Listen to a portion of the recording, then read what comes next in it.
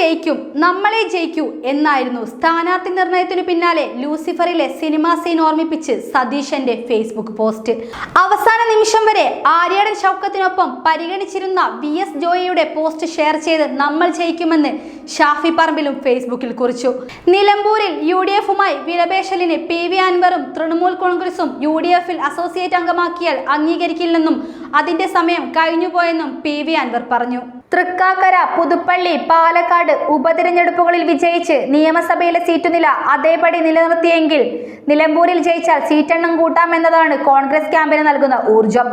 അത് തദ്ദേശ തിരഞ്ഞെടുപ്പിലും നിയമസഭാ തിരഞ്ഞെടുപ്പിലും മുതൽക്കൂട്ടാകുമെന്നും മറ്റാരെക്കാളും നന്നായി തിരഞ്ഞെടുപ്പ് തന്ത്രജ്ഞനായ VD സതീശൻ അറിയാം.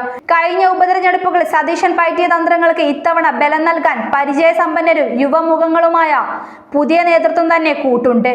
തിരഞ്ഞെടുപ്പ് രാഷ്ട്രീയത്തിലെ മിന്നും താരം ഷാഫി പറമ്പിൽ, തിരഞ്ഞെടുപ്പുകളിൽ പയറ്റിത്തെളിഞ്ഞ AP അനിൽകുമാർ, CPM ശക്തി കേന്ദ്രങ്ങളിൽ പോയി മത്സരിച്ച് മണ്ഡലം പിടിച്ചെടുക്കുന്ന അടൂർ പ്രകാശ് എന്നിവരെല്ലാം ഇത്തവണ നിലമ്പൂരിൽ മുൻനിരയിലുണ്ടാകുമെന്നതാണ് വിവാദങ്ങൾക്കിടയിലും കോൺഗ്രസ് പ്രവർത്തകരുടെ ആത്മവിശ്വാസം.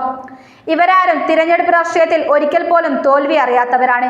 മേഴ്സിക്കുട്ടിയമ്മയെ തട്ടകത്തിൽ പോയി പരാജയപ്പെടുത്തിയ PC വിഷ്ണുനാഥും കൂട്ടത്തിലുണ്ട്. UDF-ൽ അസോസിയേറ്റ് അംഗമാക്കിയാൽ അംഗീകരിക്കില്ലെന്നും അതിന്റെ സമയം കഴിഞ്ഞുപോയെന്നും PV അൻവറിന്റെ നിലപാട് ഘടകകക്ഷിയാക്കണമെന്നതിൽ ഉറച്ചു നിൽക്കുന്നു.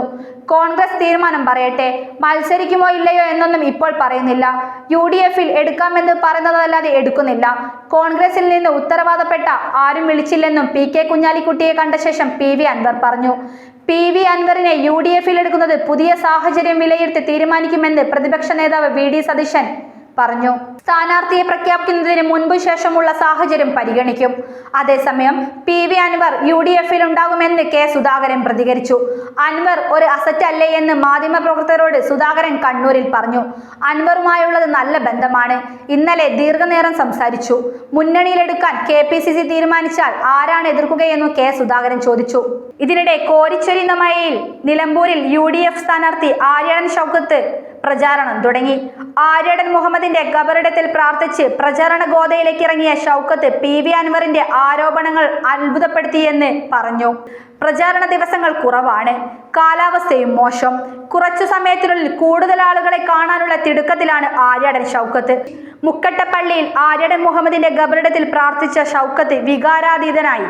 ഇതിനിടെ പാണക്കാട് എത്തിയ ഷൗക്കത്ത് മുസ്ലിം ലീഗ് ജില്ലാ അധ്യക്ഷൻ അബ്ബാസ് അലി തങ്ങളുമായി കൂടിക്കാഴ്ച നടത്തി. അൻവറിനെ UDF-ൽ എടുക്കാൻ നേരത്തെ തീരുമാനിച്ചതെന്ന് പാണക്കാട് സാദിഖ് അലി തങ്ങൾ പറഞ്ഞു.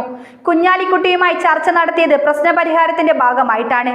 പരിഹരിക്കാൻ കഴിയാത്ത പ്രശ്നങ്ങളില്ല, അത് അൻവറിന്റെ കാര്യത്തിലായാലും തങ്ങൾ കൂട്ടിച്ചേർത്തു.